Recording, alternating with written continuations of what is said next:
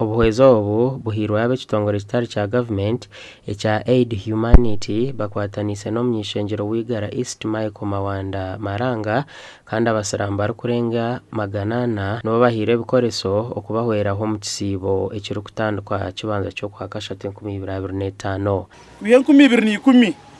atwire nabahereze byo kusiburikiraho atwire nabahereze bintu nyamwingi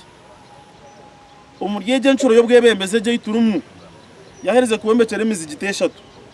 kandi ariyo nayombeka n'indijo nangu ogwihanda okugombeka hona nenzu ya imamu bagutaho na tanka bagutaho na honi tuzerwa mukwano gafa hona rero mboma Mawanda yatuyise tuvagabira abasiramu mmere ya kisibo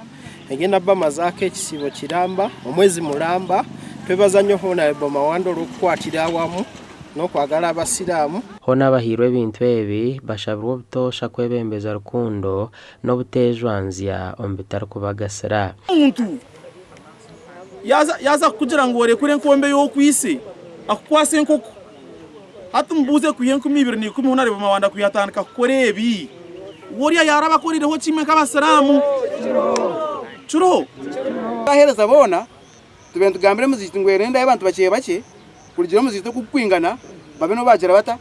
babeno babareta babase kutunga ibintu ebi baze kutangagera manzani abahiro bwezi basimire Aid Humanity no mnyishengero Mawanda ahabo kubaha entandikwa y'ekisibo okuguma twaza kutandika ekisibo akatuha sadaka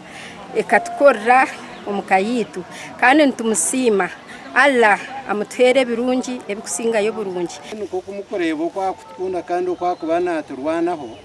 twabe twabaturumu ninyena ngo tutakija kwirukanga no mamba jangu ko kubabwirukana orenga nkahi aha kwanya gasha kwa Michael atwachiri